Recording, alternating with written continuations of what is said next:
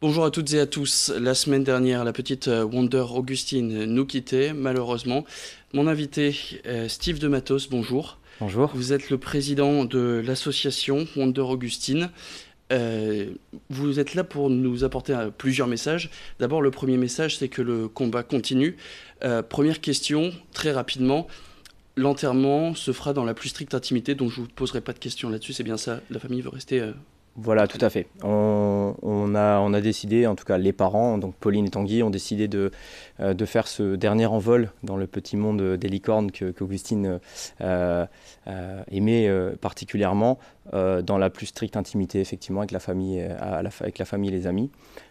Nous allons réaliser un événement et un hommage qui permettra à tous ces Wonder supporters de nous accompagner et de rendre un bel hommage à Augustine. Alors, on n'a pas encore la date. Vraisemblablement, ça se fera au parc urbain de Waterloo, dimanche, dans l'après-midi. Donc, bien évidemment, il faut que je vois avec la mairie, hein, avec le maire Dominique Barre, et puis effectivement aussi avec la police, voir de quelle manière, en sachant que bon, ça restera dans le parc. On a pour idée de faire un rassemblement dans le parc urbain et de faire un lâcher de ballons, des ballons biodégradables, c'est très important et ça tient à cœur à la maman et au papa d'Augustine, avec un petit dessin. Voilà, l'idée c'est que chacun puisse faire un dessin puisque Augustine adorait dessiner. Et donc ce serait aussi un bel hommage et assez symbolique que chacun puisse faire un dessin, encore une fois, sur un papier biodégradable, avec un ballon, et puis de procéder à cet envol pour que tous ces ballons accompagnent dans la pensée Augustine et s'envolent là où elle est, dans ce petit monde des licornes. Alors revenons-en à votre rôle, vous, président de l'association Wonder Augustine. Cette association, aujourd'hui, maintenant malheureusement la petite est décédée, est-ce qu'elle va continuer ses missions? Excusez-moi, je suis un peu ému. Je comprends. Euh, oui, oui, l'association continue. C'est une volonté de la part des membres fondateurs de l'association et puis des parents également de continuer ce combat. À travers Augustine, nous souhaitons continuer le combat sur les cancers pédiatriques pour Augustine, mais surtout pour tous les enfants aussi. Beaucoup de parents ont malheureusement également connu cette tragédie qui touche notre famille et qui ont donc perdu leur enfant. Alors, j'ai une petite liste que je souhaiterais. Alors, je ne pourrais pas donner tous les enfants, mais c'est important d'en donner quelques-uns. Il y a Cassandra, Léonie, Ambre, Timéo, Karl, Flora, Marina, Flavie, Charles et Eva. Voilà, tant de noms, tant d'enfants qui ont pris cet envol et qui rejoignent aujourd'hui Augustine. Le combat va continuer pour ces enfants-là et puis pour tous les enfants qui continuent à se battre. Il y a la petite Zoé qui est atteinte d'un DIPG et qui se bat encore actuellement contre cette maladie. Et nous souhaitons continuer les actions que nous avions déjà entreprises. L'association Wonder Augustine travaille vraiment main dans la main avec l'association Eva pour la vie, avec d'autres associations, mais particulièrement Eva pour la vie. De nombreux travaux ont été réalisés avec plusieurs docteurs, plusieurs professeurs. J'en nommerai deux. Il y a Eddy Pasquier de l'INSERM de Marseille et puis il y a Marie Castet de l'INSERM de Lyon. Et donc Stéphane Verdren, le cofondateur d'Eva pour la vie, a mené un combat depuis plusieurs années sur la possibilité de créer un fonds dédié. Donc aujourd'hui, on parle d'une enveloppe de 20 millions d'euros pour les cancers pédiatriques. Et donc ce combat-là doit passer par une enveloppe et donc par un amendement ou un projet de loi. Nous sommes plutôt dans le bon timing puisque nos députés sont actuellement, et jusque le 31 décembre, pour diverses commissions sur le loi de financement de 2019. Et donc voilà, je sais que certains députés travaillent sur ces sujets-là. Et donc, il y a eu Martine Faure qui a entrepris ses premiers travaux, et puis Benoît Simian, en 2017, a porté un amendement, et puis Monsieur Lagarde également travaille sur ce sujet-là. Nous, dans le Nord, on a Catherine Hausson qui nous accompagne, qui nous soutient dans ce combat, donc de la circonscription de Waterloo-Roubaix. Fabien Roussel également. Et si vous me le permettez, Bien sûr. j'ai un petit message à adresser à tous les députés du Nord. Voilà, je pense que le Nord, cette belle région, a prouvé à maintes reprises qu'elle était solidaire et capable de s'unir. Et donc j'en appelle à ces députés. Alors j'ai une petite liste, ça ne va pas prendre longtemps. Il y a 21 députés dans notre circonscription, puisqu'il y a 21 circonscriptions. Je vais donc les nommer.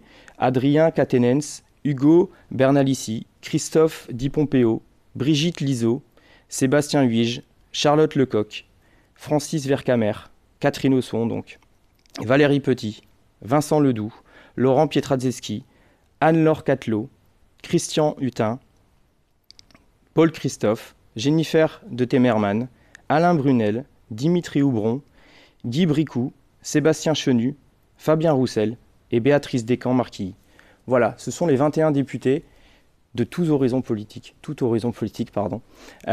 et nous souhaitons, et je souhaite, et je fais cet appel, je l'ai fait en tant que citoyen, en interpellant la députée Catherine Osson de ma circonscription, J'en appelle un petit peu plus loin et j'ouvre un peu le cercle. Aujourd'hui, je ne pense pas qu'on soit dans un débat politique. Je ne suis pas là pour faire de la politique ou de stigmatiser ou d'attaquer. Je demande simplement qu'aujourd'hui, c'est un rassemblement humain de personnes autour de nos enfants. Je rappelle quelques chiffres. Il y a 2500 enfants en France qui sont diagnostiqués d'un cancer. Il y en a 500 qui décèdent par an en France. Et donc, pour tous ces enfants-là, je souhaite que ces 21 députés puissent s'unir et donc apporter leur soutien en me contactant, en contactant l'association ou en se manifestant lorsque un amendement ou un projet de loi sera annoncé, qui je l'espère avant la fin d'année, pouvoir donner un fonds dédié de 20 millions d'euros pour la recherche fondamentale des cancers pédiatriques. Pour ce fonds, justement, vous avez lancé un appel aux dons. Aujourd'hui, il est toujours actif. La page reste sur Internet. On peut en parler justement un petit peu de ce fonds. Ouais. Vous allez continuer jusque quand la récolte de dons? Eh bien, la récolte de dons va toujours continuer. Donc, on a toujours une seule et même cagnotte. On a eu malheureusement quelques cagnottes qui se sont ouvertes à notre insu. Donc, c'est important. La seule cagnotte se trouve sur la page Facebook, Association Wonder Augustine. C'est la cagnotte GoFundMe. Et ensuite, vous avez aussi la possibilité de faire un don via l'association en envoyant un chèque directement à l'adresse de l'association. Et encore une fois, vous avez les informations. L'argent envoyé sert à quoi? Voilà. Alors justement, j'y viens. Eh bien, je l'ai expliqué aujourd'hui, ce fonds dédié de 20 millions d'euros permet de financer la recherche fondamentale. Aujourd'hui, ce n'est pas le cas. Il y a 100 millions d'euros qui est donné de la part de l'État à l'INCa, l'Institut national du cancer. Et de ces 100 millions de l'INCa, 3% sont reversés pour la recherche. C'est trop insuffisant aujourd'hui. Et donc, le financement de la recherche fondamentale est translationnelle. Et la manière d'étudier le cancer, pourquoi? C'est une vraie analyse et qui permet ensuite de procéder à la recherche clinique et les essais cliniques. Et donc aujourd'hui, le financement de cette recherche fondamentale se fait par les associations. Et donc aujourd'hui, les associations comme la nôtre, comme Eva pour la vie que j'ai nommée tout à l'heure, et toutes les autres associations qui militent contre les cancers pédiatriques. Donc voilà à quoi servent encore ces dons. Donc on a besoin. Nous sommes en train de travailler pas plus tard que ce midi, avant de vous rejoindre sur le plateau.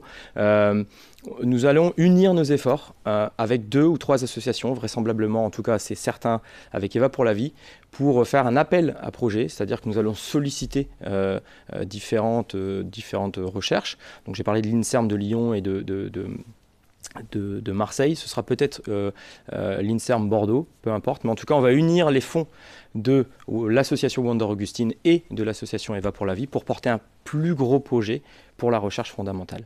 Dernière question, vous avez vu de nombreux témoignages venus de toute la France, venus même des fois de l'étranger, je pense par exemple à Omar Sy. Vous vous attendiez à autant de témoignages venus un petit peu de partout dans le monde?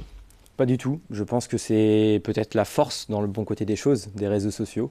Effectivement, cette page a fait un peu le buzz, si vous me permettez l'expression.